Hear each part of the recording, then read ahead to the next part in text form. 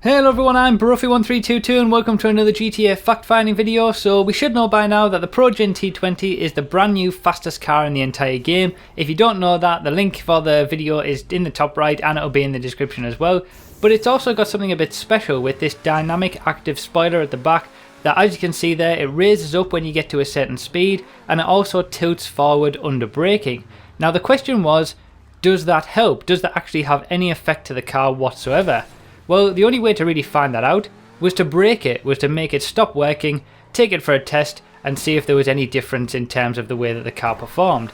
So I put 0% armor on this car to make it a little bit easier to break it, and after only 4 pretty meager hits into the back on this barrier, it broke. And when I say that it broke, I mean that it didn't raise up anymore. Under braking, it didn't tilt forward. So it basically wasn't working anymore. This spoiler stopped working. As you can see, I'm doing a few tests here under braking just to make sure. I got above a certain speed, it wasn't raised up, so it stopped working. So now what I had to do was just basically take it for a test drive like I do with all of the cars from my usual testing series on the same track and find out if there was any difference in lap time.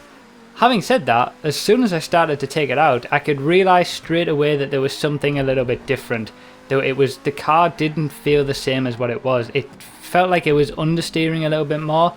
Understeering basically means that you turn into a corner and the car doesn't want to steer around it. You have to slow down more than what you used to get the car around the corner. It didn't seem to have any effect in terms of straight line speed, but the car definitely felt a little bit different. And as you're seeing on this sort of first lap, it is taking me a little bit of a time to get used to it because it felt like a completely different car, especially in the corners. And as you'll see, as I come to the first corner here, I try to take it at the same speed and the same way that I used to do it when I was doing the testing, but I have to completely back out of it because the car just will not get turned into that corner under the same circumstances. So I'm going to show a little bit of a comparison here so you can see. Now on the left is the lap time from the testing that we did from the best fully upgraded cars video, the 1 minute 1.89, sorry, and that is with the spoiler working. Now on the right hand side is my best lap that I managed to get with the spoiler broken. Now what you'll see as you focus on these is that when the spoiler is working, you can just turn into the corners so much better at a much higher speed as well. I'm going to focus on exactly what it changes in later on after we've seen this comparison, but the lap time difference is noticeable. With the spoiler working, obviously the lap time that we got was a 1 minute 1.894, which was the quickest lap time of any car in the game. It put it to #1 spot in the supercars class. But when the spoiler was broken, the lap time that it got was a 1 minute 4.3, which is even slower than the lap time that you get from a cheater and is no way on the pace of the top supercars.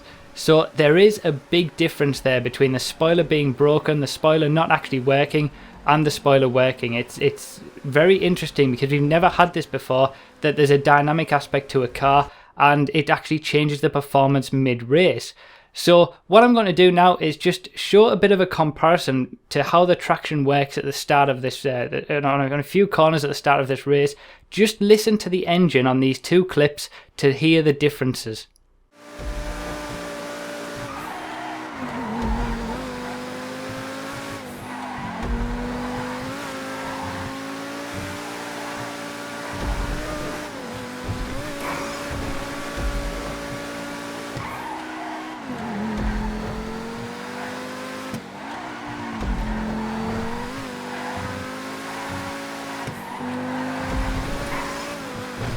So as you were probably able to tell there, when the spoiler was working, I was able to go a lot quicker around those corners. It's definitely traction that is affected by this.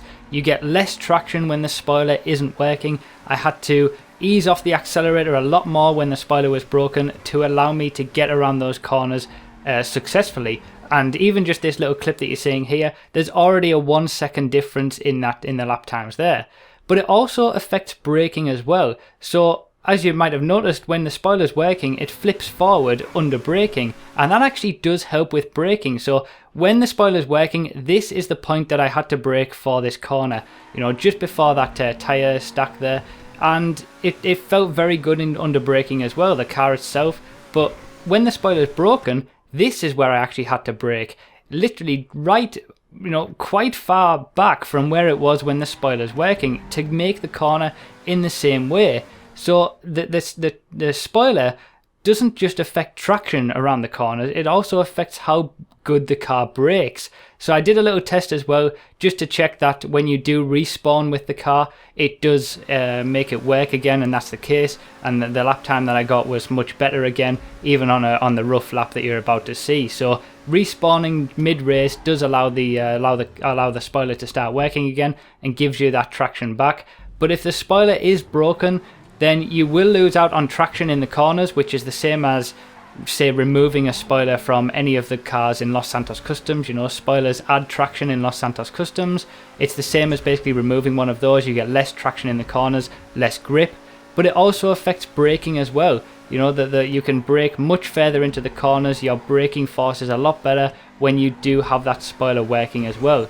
So this is very interesting because we've never had a car before that has this feature where something dynamic on the car can change its performance mid-race. So it is important to have full 100% armor on all cars. All cars do suffer from damage, and that can affect the way that they perform, but this is much more noticeable, and it certainly doesn't require much in terms of damage to get that rear spoiler to brake. And if you are in a race, you're going to have to weigh up the idea of, do I respawn and waste time respawning to get that spoiler fixed, or do I just sort of handle it for the rest of the race? If it's a short race, you're going to have to be making that decision, and you're going to have to try and protect the back end of the T20 if you are racing with it, because you do not want that spoiler to break. And it seems like the problems that are on 360 and PS3 in terms of the T20 not being quite as quick are caused by this active spoiler not working on old gen. There is something wrong with old gen that is causing this spoiler not to work. There is a link in the description to a support post. Go and upvote that. It would really help those guys on old gen to let Rockstar know about this so they can get it fixed. But there you have it. The spoiler on the back of the T20 does actually work. It does provide a functional purpose, and yeah, it does turn the T20 from being a pretty bog standard car to the best car in the entire game. So it is a very important feature. I hope this video has helped you guys. Subscribe, leave all your comments down below. I'd really appreciate all of that. Leave a like if it helped as well. Share it around to everybody. Let people know about this. Thank you so much for all of your support recently. I really do appreciate it, and I'll see you next time.